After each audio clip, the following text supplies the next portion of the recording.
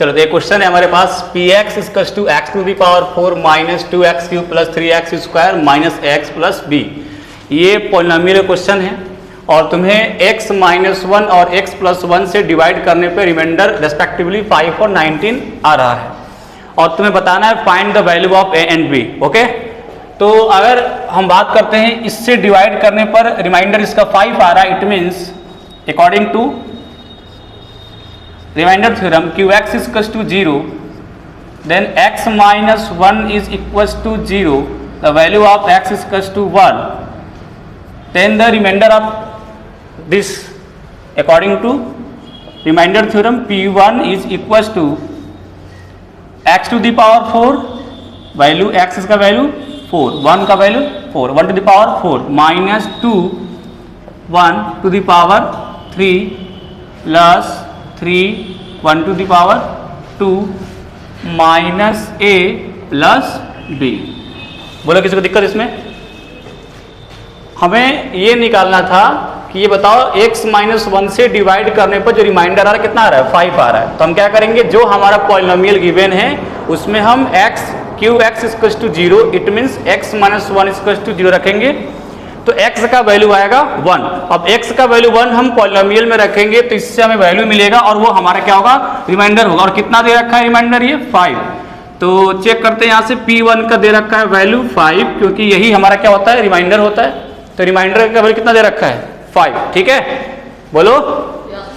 अब 5 दिया, अब ये सॉल्व करते हैं। Value of 1 to the power 4, 1 to the power 4 1 minus 2 1 to the power 3 1 to the power 3 1 2 into 1 2 plus 3 और 1 to the power 2 3 minus a plus b। चलो 5 is equals to 1 minus 2 minus 1 minus 1 plus 3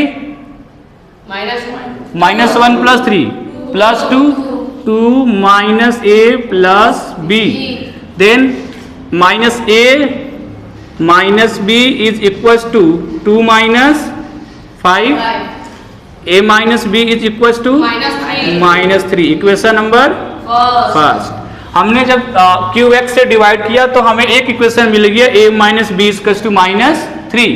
चलो अब हम next करते हैं, इससे divide करेंगे किससे? rx से।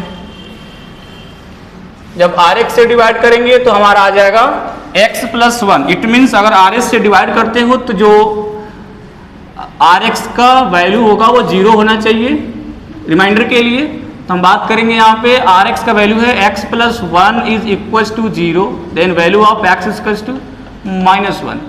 तो हम फिर बात करते हैं r माइनस 1 p माइनस 1 का। तो क्या करेंगे, जहां जहां x है वहां पे क्या रखेंगे?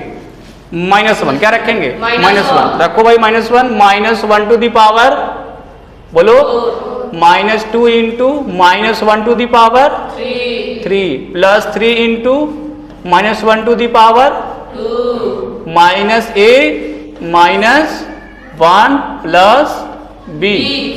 चलो आ जाओ। Minus 1 to the power 4 1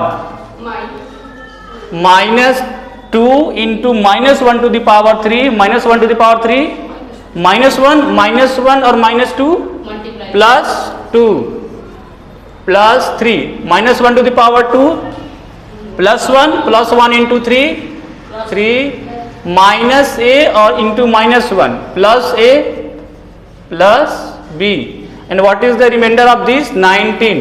p, the value of p minus 1 is 19।